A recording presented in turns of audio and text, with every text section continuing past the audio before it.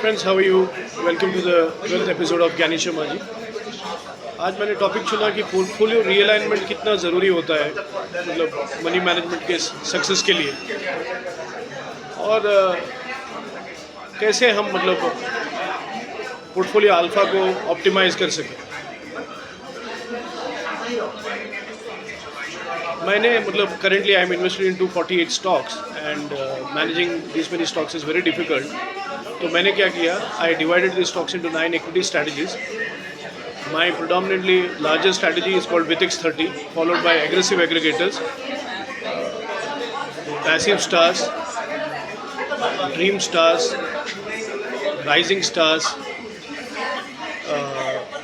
power plus equity strategy, and target trackers. And also I have PSU stars, which is one of my largest strategy. So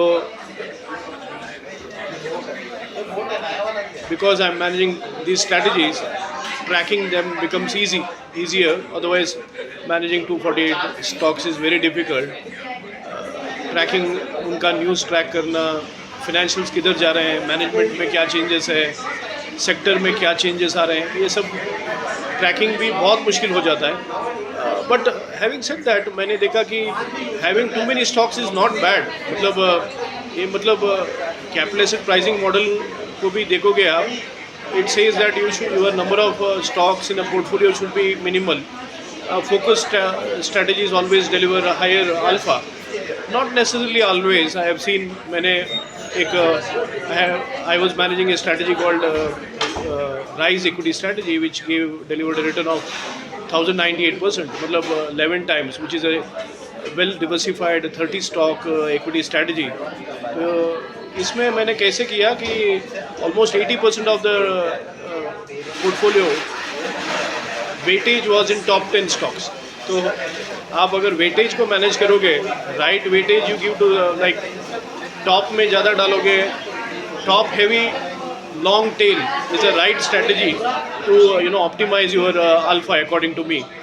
इसी दिशा में मैंने मतलब अगर आप मेरा करंट भी 9 स्ट्रेटजीज़ को जोड़ के कंसोलिडेट करोगे, मेरा टॉप मोस्ट स्टॉक है का वेटेज है 53.02%, टॉप 3 स्टॉक्स का वेटेज है 64.91%, टॉप 5 स्टॉक्स का वेटेज है 72.47% एंड टॉप 10 स्टॉक्स का वेटेज है 85.69%। मतलब it is a focus strategy in spite of having too many stocks.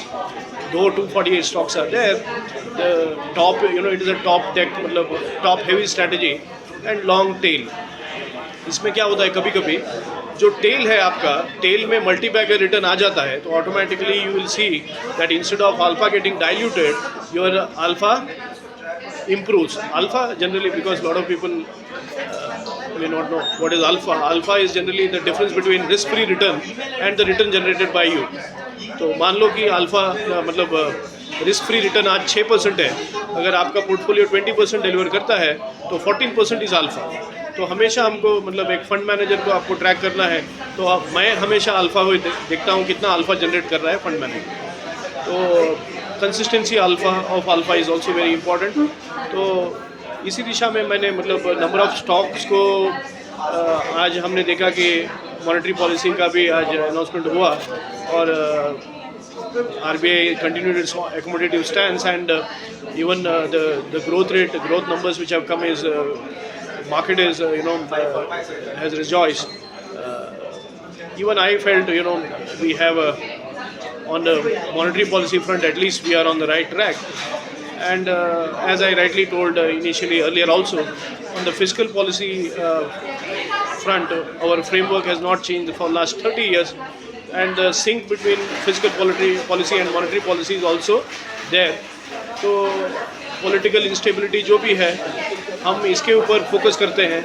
और मैंने इस दिशा में मतलब to get rid of too many stocks, and considering that there may be a lot of volatility given the political instability which may get created over a period of time, तो मैंने बहुत सारे stocks में मतलब profit book किया, नहीं तो I exited the stocks, small cap, many of them are small caps.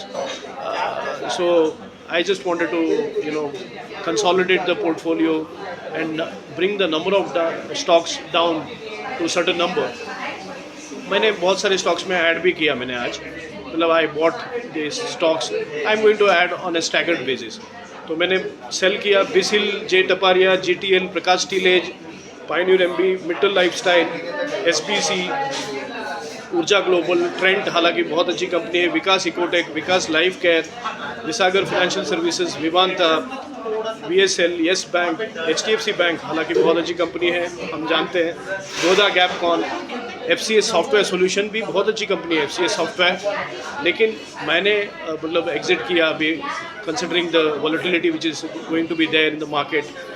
I wanted to have a focused kind of portfolio, and I added on to NTPC, Power Finance Corporation, REC, HDFC Life, SBI Life, Kotak Mahindra Bank, Vodafone Idea, Balrampur Chini, Federal Bank, Integra Capital, Ganesh Benzoplast, Chemistar, Muthoot Mini, Action Chemicals, Bajaj Finserv, Opala RG। दोस्तों ऐसा लगा मेरा video, please share this video and please share your feedback also. Thank you, thanks a lot, धन्यवाद।